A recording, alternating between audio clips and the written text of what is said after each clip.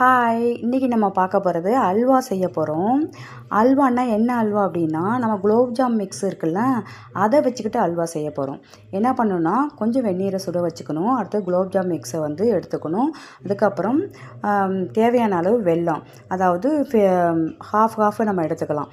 அந்த வெல்லத்தை எடுத்து தண்ணியை ஊற்றி கலந்து நல்லா தண்ணியாக கரைச்சிடணும். கட்டிப்படாமல் நல்லா கரைச்சிடணும். பாருங்கள், இந்த பதத்துக்கு கரைச்சிடணும். இன்னும் கூட தண்ணி ஊற்றிக்கலாம். பாருங்கள், இந்த பதத்துக்கு நம்ம கரைச்சிட வேண்டியதான். கரைச்சிட்டு நம்ம அடுப்பில் வானலை வச்சு அடுப்பை பற்ற வச்சு நம்ம நெய்யை ஊற்றிக்கணும். ஓகேவா? நெய்யை ஊற்றிக்கிட்டு முந்திரி பருப்பையும் நம்ம வறுத்து வச்சுக்கணும். அதுக்கப்புறம் ஏலக்காயை தட்டி வச்சுக்கணும். முந்திரி பருப்பு நல்லா வறுத்ததுக்கப்புறம் அதை தனியாக எடுத்துக்கிட்டு அதுக்கப்புறம் நம்ம இந்த ஏற்கனவே மிக்ஸு குலோப்ஜாம் மிக்ஸு நல்லா கரைச்சி வச்சுருக்கோம்ல, அது நம்ம சர்க்கரை போட்டு தான் நல்லா கரைச்சி வச்சுக்கணும். சரியா? சர்க்கரையை இப்போ என்ன தேவையான அளவு சர்க்கரை எடுத்து அதை போட்டு ரெண்டுத்தையும் சேர்த்து கரைச்சி வச்சுக்கணும். அதுக்கப்புறம் அந்த மிக்ஸை நம்ம என்ன பண்ணிடணும் அப்படின்னா, இந்த முந்திரி பருப்பை வறுத்து எடுத்துக்கிட்டு அந்த மிக்ஸை ஊற்றி அதை ஃபில்ட்ரு பண்ணி ஊற்றிக்கலாம். சரியா? ஏதாவது கெட்டி இருந்தால் கூட போயிடும். அப்போ ஃபில்ட்ரு பண்ணி ஊற்றிக்கிட்டு நல்லா கிண்டிக்கிட்டே இருக்கணும். கிண்டுறதுல தான் நமக்கு மேட்ரே இருக்குது. நல்லா கிண்டணும். அது ஒரு 10-15 நிமிஷத்துக்கு மேலே தான் போகும். நல்லா கிண்டிக்கிட்டே இருக்கணும். 20 நிமிஷம் கூட ஆகும் வச்சுங்களேன். அல்வாங்கிறது எப்படி எந்த பதத்துக்கு வரும்னு பார்த்துங்க. அந்த பதத்துக்கு நல்லா கிண்டிக்கிட்டே இருக்கணும். அது நல்லா அப்படியே பெரண்டாம்பலாக வரும். ஸோ நெய் இதுக்கு நாங்கள் ஜஸ்ட்டு ஒரு 50 நெய் தான் போட்டிருந்துருப்போம். இது இன்னும் கூட போட்டுக்கலாம். நாங்கள் நெய் அதிகமாக யூஸ் பண்ண வேணாம் அப்படிங்கிறதுக்காக கொஞ்சம் கம்மியாக தான் போட்டுக்கிட்டோம்.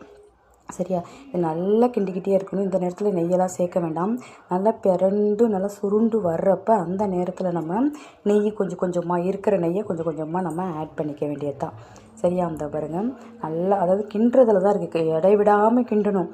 நான் என்ன பண்ணிட்டேன், எங்கள் பாப்பா தான் இது செஞ்சா. ஸோ அவளுக்கு நான் சப்போர்ட் தான் பண்ணேன். இதை பாருங்கள், அழகாக இந்த அளவுக்கு நல்லா கிண்டணும். கொஞ்சம் லைட்டாக கலர் போட்டுக்கிட்டேன். நீங்கள் தேவைன்னா போட்டுங்க, இதுக்கு போடணுன்னு அவசியம் இல்லை. பாருங்கள் எவ்வளோ பெரண்டு வருதில்ல. இதில் ஒரு 50 நெய் தான் நாங்கள் சேர்த்துருப்போம். 50 குறைவாக இப்போ சேர்த்துக்கிட்டோம். இன்னும் கொஞ்சம் மேலே அப்படியே தடவுறதுக்கு கொஞ்சம் யூஸ்ஃபுல்லாக இருந்தது. பாருங்கள், முந்திரி பருப்பு நல்லா ஏலக்காய் எல்லாத்தையும் போட்டு நல்லா கிண்டணும். கிண்டி அவ்வளோதான், ரெடி ஆகிடுச்சு. இதை ஒரு பாத்திரத்தில் நெய்யை தடவி அதில் ட்ரான்ஸ்ஃபர் பண்ணணும். ஓகேவா? இப்போ ட்ரான்ஸ்ஃபர் பண்ணி உங்களுக்கு காட்டுறோம். பாருங்கள் எந்த அளவுக்கு பெரண்டு வருது பாருங்கள். பார்த்தாலே அல்வா மாதிரி தெரிஞ்சிருச்சா? ஸோ ஆனால் செம்ம டேஸ்ட்டாக இருக்கும். நீங்களும் இந்த மாதிரி செஞ்சு பாருங்கள். இங்கே பாருங்கள், இந்த அளவுக்கு பதமாக வந்துடணும். பாருங்கள், அது கொஞ்சம் திருப்புறது கொஞ்சம் கிண்டுறதெல்லாம் கஷ்டமாக தான் இருக்கும். அதனால் மாற்றி ஆக்சுவலாக நாங்கள் கிண்டணும். ஸோ ஆஃப் பண்ணி ஒரு பவுலில் அதை நெய்யை தடவி அதில் ட்ரான்ஸ்ஃபர் பண்ணிக்கணும். ஓகேவா? ட்ரான்ஸ்ஃபர் பண்ணி அதை நல்லா